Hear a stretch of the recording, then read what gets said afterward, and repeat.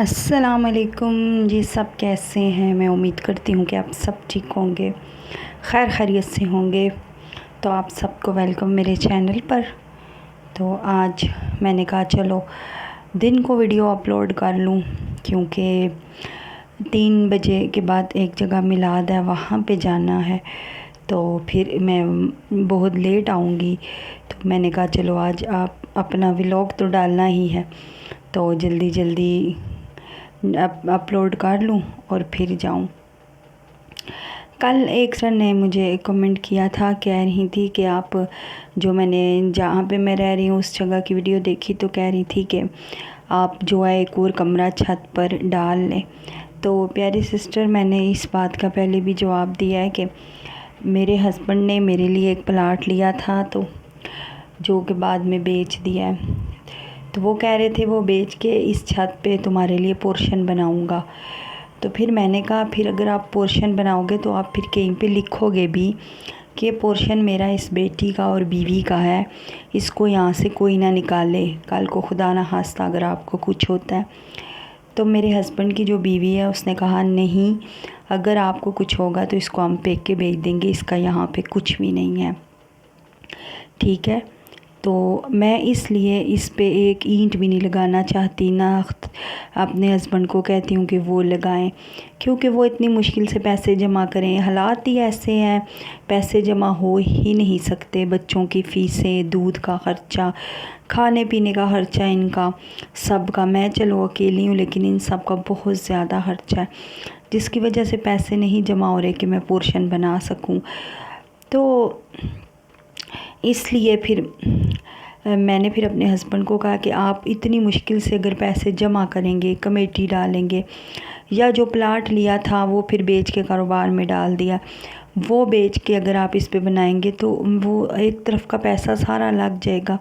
اور پھر میں یہاں سے یہ مجھے نکال دیں گے، میرا بھی تو کچھ نہیں ہوگا۔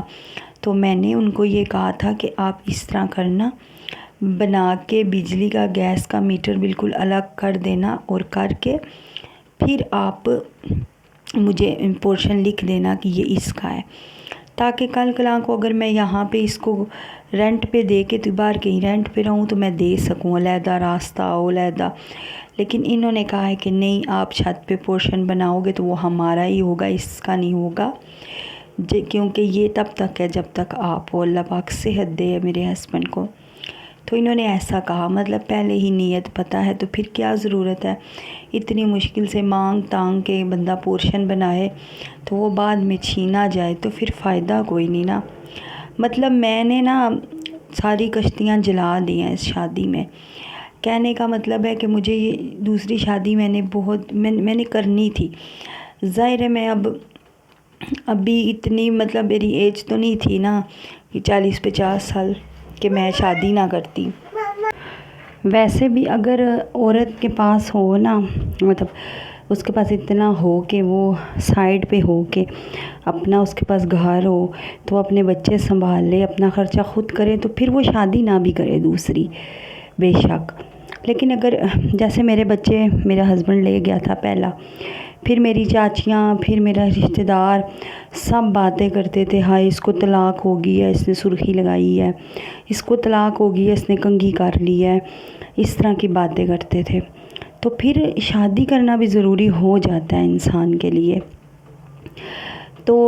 لیکن میں کہتی ہوں کہ ہمیں اپنے ہی نہیں جینے دیتے، اپنے ہی نہیں ٹھہرنے دیتے، تو اس لیے میرا پر ویسے بھی ایسے بندہ نا دوسروں کے آسرے پہ رہتا ہے ہر ٹائم۔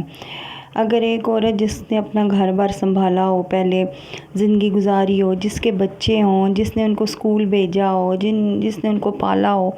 اس کے لیے اس طرح کسی کے در پہ بیٹھنا بہت مشکل ہوتا ہے۔ اور ویسے بھی میں نے پہلے بھی کتنی دفعہ بتایا کہ وہ گاؤں تھا اور دور تھا، اور میری بچیاں یہاں پنڈی میں ہیں، پنڈی کے پاس ایک جگہ ہے ٹیکسلا، وہاں پہ ہیں، تو اس لیے میں جو ہوں وہاں مجھے کوئی بچوں سے ملنے نہیں دیتا تھا۔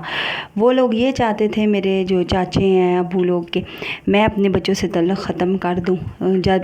اس کے باپ نے مجھے طلاق دیا تو میں ان سے تعلق اپنا ختم کر دوں، بالکل نہ ان کو بلاؤں، نہ ان کے پاس جاؤں، نہ بیٹھوں، نہ فون پہ بات کروں، بہت سختی تھی،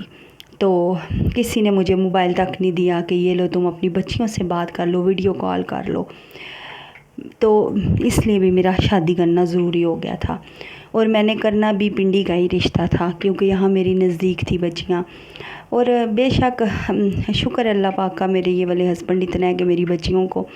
آنے دیتے ہیں، یہاں پہ اتنی اجازت دی ہوئی ہے کہ وہ آ کے رہ جاتی ہیں۔ بے شک وہ اپنا ہی خرچہ کرتی ہیں سب کچھ، لیکن رہنے بھی تو کوئی نہیں دیتا نا، وہ رہ جاتی ہیں۔ میں نے بھی تو اپنے ہسبینڈ کا ساتھ دیا نا، اس بندے نے کہا تھا کہ میری بیوی نہیں ہے، میری فیملی کہ بیوی علیحدہ رہے گی بچوں کے ساتھ، تم میرے ساتھ رہنا، لیکن میں آج اس پوری فیملی کے ساتھ رہتی ہوں، صرف اس لیے اس ہسبینڈ کے پیچھے۔ تو اگر یہ بندہ میرے بچے برداشت کرے گا تو میں بھی تو اس کا سب کچھ برداشت کر ہی رہی ہوں نا۔ تو یہ تھی بات کہ میں اوپر پورشن کمرہ کیوں نہیں بنانے دیتی۔ آپ خود انصاف سے بتائیے گا کہ اگر مانگ تانگ کے مشکل سے ادھار کر کے چٹنی سے روٹی کھا کے بھی ہم کمرہ اوپر بنا لیں، فرض کرو، ٹھیک ہے، اللہ کا شکر ہے حالات ایسے نہیں ہیں ان کے، اپنی دکان ہے ان کی کپڑے کی، لیکن آپ خود سوچیں 4 بچوں کی پڑھائی، ہر بچے کی فیس 20,000 تک جاتی ہے ہر مہینے، پھر بجلی کے بل 50,000 ہزار، یہ سب دیتے ہیں، کیوں نہیں دیتے، لیکن میرے لیے کچھ نہیں ہے کسی کے پاس۔ تو اس لیے پھر میں نے یہ قدم اٹھایا، میں نے اپنا یوٹیوب چینل بنایا یہ والا۔ میرے چینل کو سبسکرائب کرتے جائیں پلیز، سبسکرائب کرتے جائیں، اور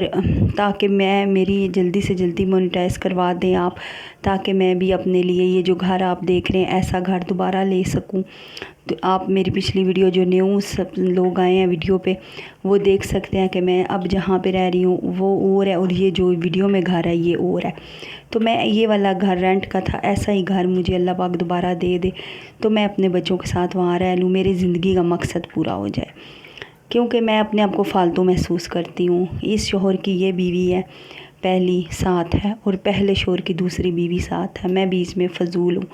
میں اپنے آپ کو فالتو کرتی ہوں تصور۔ تو یہ تھی میری اوپر کمرہ نہ بنانے کی وجہ۔ باتیں تو بہت ساری ہوتی ہیں لیکن ٹائم نہیں ہے، تو میں ویڈیو خود لمبی نہیں بناتی کہ بور نہ ہو جاؤ۔ ہاں آپ لوگ ویڈیو لازمی دیکھتے ہو، ماشاءاللہ ویوز بھی آ جاتے ہیں، چلو 200 ہی آ جاتے ہیں، لیکن سبسکرائب نہیں کرتے ہو۔ پلیز میرے چینل کو سبسکرائب کر دیجئے پلیز،